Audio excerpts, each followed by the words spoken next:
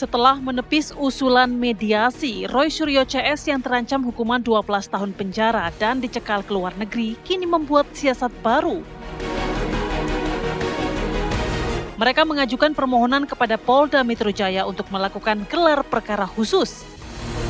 Pengacara Roy Suryo, Ahmad Kozinudin mengatakan, pihaknya telah menyerahkan surat pengajuan gelar perkara khusus kepada Bagian Pengawasan Penyidik Direktorat Reserse Kriminal Umum Polda Metro Jaya pada tanggal 20 November lalu, bersamaan dengan pemeriksaan kedua sebagai tersangka kasus tudingan ijazah palsu Joko Widodo. Ahmad juga mengungkapkan alasan kliennya mengajukan gelar perkara khusus, yakni agar ijazah Jokowi sebagai bukti utama terbuka kepada publik. Pihaknya juga meminta transparansi proses penyidikan, serta menuntut adanya perlakuan yang setara oleh polisi terhadap Roy Suryo CS selaku tersangka. Menanggapi permohonan tersebut, Polda Metro Jaya menindaklanjuti permintaan gelar perkara khusus yang diajukan kubu Roy Suryo CS. Menurut Kabid Humas Polda Metro Jaya, Kombes Budi Hermanto, permintaan gelar perkara khusus merupakan hak tersangka. Lantas, jika gelar perkara khusus akhirnya dipenuhi, mampukah proses ini menjadi terang benderang?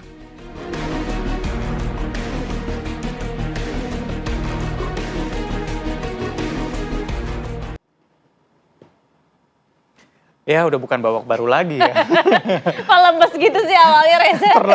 terus berlanjut begitu. Tapi kalau kemarin sebenarnya ada usulan untuk mediasi, sepertinya kedua belah pihak juga tidak setuju. Kalau kita lihat netizen juga nggak setuju nih, karena perjuangan selama lebih dari 9 bulan sudah dibahas, masa nanti tiba-tiba anti klimaks. Iya betul. Dengan ada permohonan maaf satu sama lain begitu. Ya, tapi kalau dari kan juga ada pelajaran, sisi hukum katanya juga tidak bisa, karena ini kasus pidana begitu. Tapi selengkapnya sudah ada narasumber kita yang sudah. Kamu juga jadi narasumber. Coba kita mohon pencerahan ya pagi hari ini ya. Sudah hadir bersama dengan kami tentunya ada Mas Ahmad Kozinudin, kuasa hukum dari Roy Suryo CS. Hadir juga ada Mas Diva Igo Sumenegara, kuasa hukum dari Pak Jokowi. Pagi. Dan juga ada Prof. Suparji Ahmad, pakar hukum pidana Universitas Al-Azhar. Selamat pagi Bapak-Bapak. Pagi semuanya. Kok lemes sih?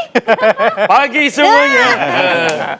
Gimana Bang Ahmad, perkembangan sejauh ini sudah sampai di mana nih untuk gelar perkara khusus? Ya, yang pertama bismillahirrahmanirrahim kami cukup mengatensi apa yang disampaikan oleh Kabid Humas Polda Metro Jaya yang menurut informasi yang kami terima dari media kemungkinan akan menindaklanjuti permohonan gelar perkara yang kami ajukan. Sebenarnya ini bukan yang pertama ya.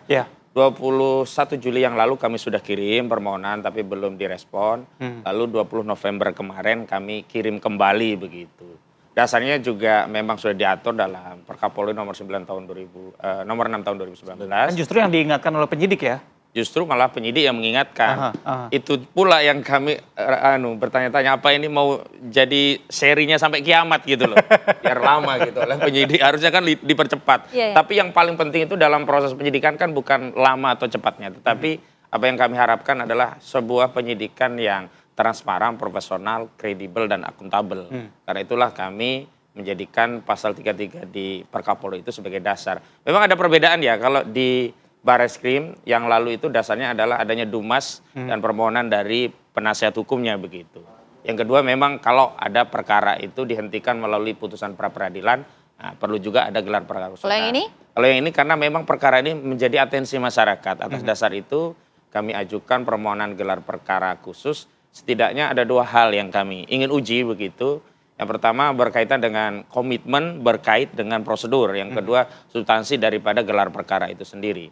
Dari sisi komitmen kami ingin menguji apakah benar institusi kepolisian itu bertindak tadi ya profesional. Setidaknya ada kesetimbangan ya proses di Bareskrim dengan di Polda. Kalau di Bareskrim sudah dilakukan gelar perkara khusus terlepas ya dari sisi substansi ya anti klimaks menurut kami. Karena harapan kami saat itu bukti-bukti bisa digelar terutama primary evidence yakni ijazah itu bisa ditunjukkan karena itu yang menjadi pusat epicentrum dari kegaduhan ini kalau boleh saya katakan demikian begitu.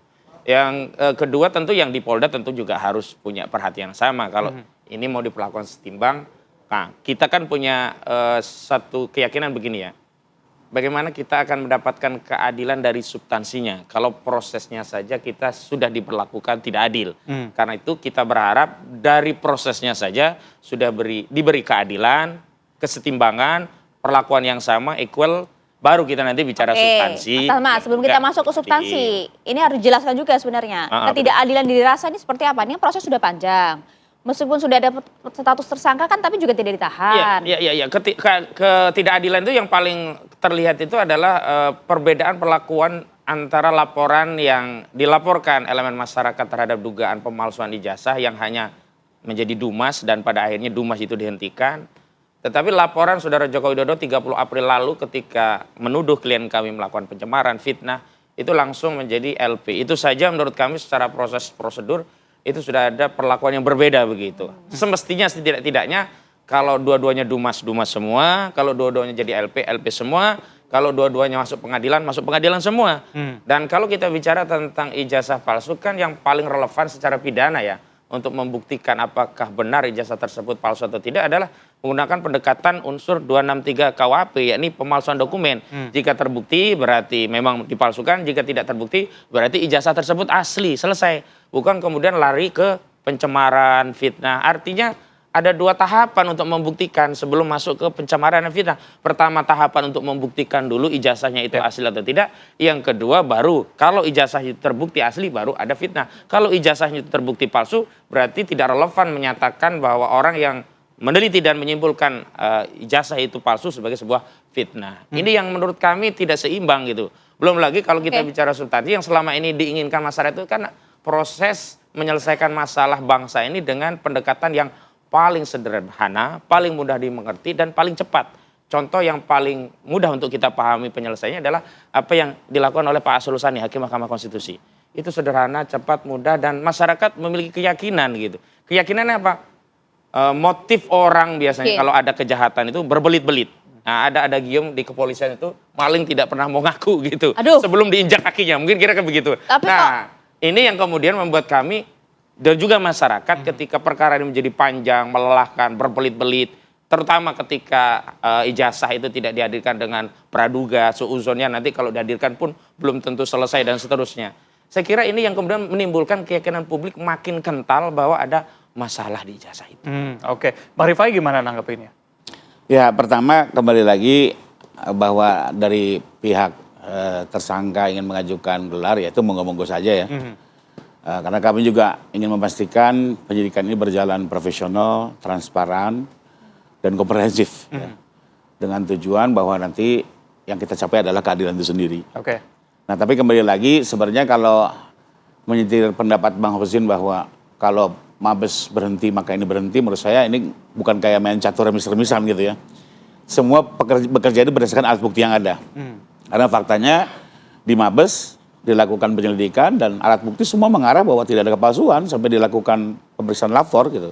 Ya memang secara hukum harus dihentikan penyelidikannya. Tidak mungkin perkara itu dipaksakan harus naik ke penyidikan kalau alat bukti yang ada yang dikumpulkan mengarah kepada tidak terbuktinya pemalsuan. Nah sementara untuk yang fitnah itu kan alat buktinya semakin dikumpulkan semakin menguat. Ya. Sehingga ya prosesnya harus lanjut. Terbukti kemarin dari penyelidikan meningkat ke penyidikan. Nah lalu kalau mau komplain yang ke Mabes ya jangan lari ke Polda dong. Ya kan berarti kan ya silakan. Dulu juga kalau nggak salah teman-teman TPO sudah pada komplain gelar perkara khusus, hadir Kompolnas, Ombudsman dan segala macamnya. Tapi kan keputusannya tetap bahwa penyelidikan ini memang selayaknya untuk dihentikan. Ya kembali lagi. Artinya yang di sana nggak bisa dianggap harus equal gitu ya. Bahwa sini sidang sana sidang. Nah sebenarnya kalau mau bicara juga pasal 314 KUHP, ya, kalau ternyata ijazah ini dinyatakan misalnya asli, gitu ya, tapi oleh pengadilan, maka ini sudah menjadi bukti yang sangat sempurna untuk langsung lanjut ke persidangan untuk fitnah, gitu ya. Tapi kami juga nggak mau sampai ke situ. Artinya gini, ini kan memang bukan putusan pengadilan, ini penyelidikan dihentikan, ya. Tapi dalam arti apa? Sudah ada nih produk hukumnya. Tapi kami juga hargai ini bukan sebuah keputusan. Akhirnya apa? Ya sudah, dua-duanya kita ajukan saja di Polda ini, baik soal keaslian ijazah termasuk tuduhan fitnah. Nanti biar diuji secara bersamaan. Ini jalan keluar terbaik. Di 314 KUHP itu adalah kalau sudah ada putusan pengadilan, maka ini fitnahnya jalan langsung. Kalau ada proses hukum ditunda. Nah sekarang sudah tidak ada proses hukum terkait ijazah ini kan. Sehingga mau nggak mau ya sudah jalan keluarnya diselesaikan secara bersamaan. Ini juga sambil juga saya sedikit men-challenge. Kemarin-kemarin ada pendapat tata negara yang bilang ini soal ijazahnya harus diuji dulu oleh pengadilan. Kebetulan ada Prof. Kita lihat di bab tentang penistaan nggak ada syarat bahwa korban itu harus membuktikan dulu kebenaran versinya gitu. Justru yang ada adalah si tersangka dikasih hak untuk membuktikan fitnahannya. Tapi kan untuk Kalau bisa tidak membuktikan, membuat kasus maka ini dia- berbelit-belit dan terlalu lama gitu loh Mas Rifai. Enggak, ini aturan hukum. Jadi kemudian lagi hukum itu ada normanya, ada aturan mainnya, ada formalnya, saya substansi, bukan mau-maunya gitu ya. Nah lalu kemarin dibilang harus membuktikan di pengadilan, padahal dalam konteks hukum tata negara ataupun hari kita kenal namanya asas presumptio justi causa atau praduga rehmatik. Artinya apa? Produk ini harus dinyatakan sah sebelum menyatakan sebaliknya. Dan sampai hari ini tidak ada produk hukum yang bilang ini palsu. Bahkan semua kecenderungannya menjadi asli. Jadi menurut saya hari ini keputusan Polda untuk membawa dua-duanya kebenaran ini di dalam sebuah proses hukum fair. Silakan saja nanti diuji secara terbuka, semua bisa mengikuti ya. Dan ada kepastian gitu ya. Jadi menurut saya ya bahwa gelar diuji monggo-monggo saja ya. Cuma satu juga yang perlu diingat teman-teman penyidik, ini sudah masuk ke tersangka, maka tugas selanjutnya adalah melimpahkan ke kejaksaan untuk dilakukan penelitian. Nah, karena bagaimanapun ini waktu terus berkejar-kejaran, kita juga ingin kepastian. Di sisi lain, berlaku KUHP, KUH baru, asas hukumnya hal-hal yang meringankan bisa menguntungkan buat tersangka itu sendiri ya. Jadi menurut saya ya udahlah kita jalan aja, sama-sama kita saksikan. Lebih kurang itu. Nah terkait mediasi mungkin saya mau komentari sedikit. Iya boleh. Intinya begini, dalam pidana ini dikenal namanya restoratif justice. Jadi kalau buat kami, kita terbuka-terbuka saja. Mau lanjut terus, monggo. Mau kita optimalkan dengan RG, kita coba dulu. Cuma perlu diingat, ya, it takes two to tango. Nggak bisa sepihak. Dua-duanya setuju ya. Harus dua-duanya setuju. Tapi dari pihak Anda setuju? Intinya kita tidak menutup ruang itu. Ya. Apalagi kalau dulu. Jangan abu-abu dong Bang. Enggak, Mbak, ini saya cerita apa Jadi adanya. orang hukum kan harus jelas. Karena gitu. belum ada perkembangan. Sampai hari ini aja kita nggak jelas, Mbak. Jangan kita kegeeran juga. Belum ada sampai hari ini yang mengajukan RG. RG itu harus bersurat kepada polisi, kami minta RG baru dipertemukan. Ada forumnya, ada syarat umum, ada syarat khususnya. Sampai hari ini nggak ada loh. Kemarin ya terima kasih lah teman-teman dari tim reformasi Komisi Reformasi Polri. mencoba menginvestigasi. Saya pikir niatnya baik ya. Sekalipun ya berangkat dulu dari dalil-dalil yang buat saya agak aneh juga gitu ya, bahwa harus melalui pengadilan. Tapi oke lah niatnya baik. Cuma kan perkembangannya juga terjadi pro kontra. Ya. Kita ikuti di sosial media. Jadi ya kita sifatnya pasif-pasif saja gitu ya. Siap. Sekalipun di awal dulu Pak Jokowi di awal pertama kali waktu setelah tanda tangan kuasa sempat tanya ke saya, Mas Rif ini kalau di tengah jalan dihentikan bisa nggak? Saya bilang Pak ada dua, satu kalau untuk delik aduan itu dengan mudah Bapak cabut. Tapi karena ada delik umumnya bisa kita selesaikan dengan RG. Oh bisa ya Mas? Bisa. Sudah ada peraturannya? Sudah, saya jelaskan gitu. Jadi itu pertanyaan bahwa sekarang apakah itu dibuka? Kembali lagi kalau ada keseriusan monggo kita bahas dengan Pak Jokowi. Lebih kurang. Tapi saya belum bisa bicara apa-apa ya. Cuma ruang itu ada dan kami sebagai advokat juga tidak boleh menutup itu kembali kepada kepentingan klien. Oke. Itu mungkin. Oke, Prof. Suparji gimana? Tadi sempat dikatakan bahwa ini merupakan keputusan yang terbaik begitu ya, jalan terbaik. Anda melihatnya gimana? Apakah benar? Proses hukum yang Iya. sedang Proses berjalan. hukumnya yang di Polda. Ya, memang terbaik kan. Dari Mas Ahmad juga sangat menunggu kan proses hukum ini kan. Demikian pula Pak Jokowi dan tim hukumnya kan. Sehingga semuanya menjadi transparan. Yang terpenting sekarang adalah bagaimana memastikan proses hukum ini betul-betul presisi lah bahasanya polisi kan. Dan ini akan ada gelar perkara khusus. Ya. Kita tunggu, mudah-mudahan bisa terbuka sifatnya, terbuka terbatas yang semoga bisa ditonton oleh publik kan sehingga tidak ada lagi keraguan.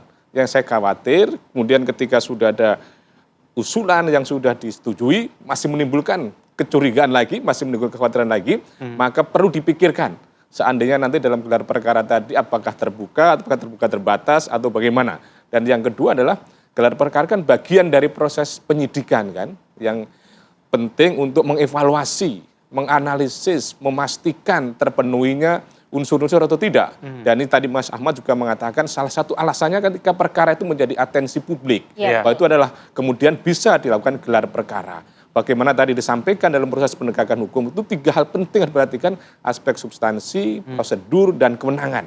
Substansi yang benar dengan prosedur yang tidak benar, maka menjadi salah proses substansi tadi itu. Sebaliknya, substansi benar, prosedur benar, dilakukan secara semenang-menang atau di luar kewenangan, itu juga jadi masalah. Maka penegak hukum harus betul-betul memperhatikan 3 aspek tadi itu, substansi, prosedur, dan kewenangan. Dan yang penting lagi bagaimana proporsional dan prosedural. Soal tawaran keadilan restoratif, saya kira ini menjadi satu mediasi penal untuk menengahi kedua belah pihak, tetapi mungkin saja menjadi anti klimaks tadi itu tentang bagaimana kebenaran ijazah ini Tapi tadi secara itu. hukum dibenarkan itu? Mediasi penal sudah dibangun, ada peraturan Kapolri, ada peraturan Kejaksaan, bahkan peraturan Mahkamah Agung yang mengatur tentang keadilan restoratif. Tetapi kan persyaratannya harus ada permaafan. Apakah mau minta maaf? Dan kalau mau maaf berarti kan mengakui salah. Meskipun dalam konteks kepolisian, keadilan restoratif juga dipertanyakan. Kewenangan apa, asas apa? Misalnya jaksa dengan kewenangan deponering, misalnya demi kepentingan umum, menghentikan perkara, mendorong adanya sebuah perdamaian. Bisa saja seperti itu. Tetapi ya kita apresiasilah. Yang penting adalah ini selesai, ada sebuah kepastian, ada sebuah keadilan, dan bermanfaat. Yang terpenting ini juga menurut saya sekarang perlu kita menggali kemanfaatannya apa buat bangsa ini. pembelajaran buat masyarakat Pembelajaran apa, ijazahnya apa harus disimpan, apa kalau ada perkara langsung dibuka saja ijazahnya atau apa. Ini Menarik, kita belum mampu menggali kemanfaatan buat bangsa ini kan gitu. Kemanfaatannya pasti harus jadi yang utama, termasuk juga nanti dalam gelar perkara dari segi substansi, prosedur dan juga kewenangan harus ada. Tapi ekspektasi seperti apa sih yang dibayangkan akan terjadi di gelar perkara nanti gitu Mas Ahmad, Mas Rifai dan juga Prof. Kita jawab usai jeda ya sesaat lagi.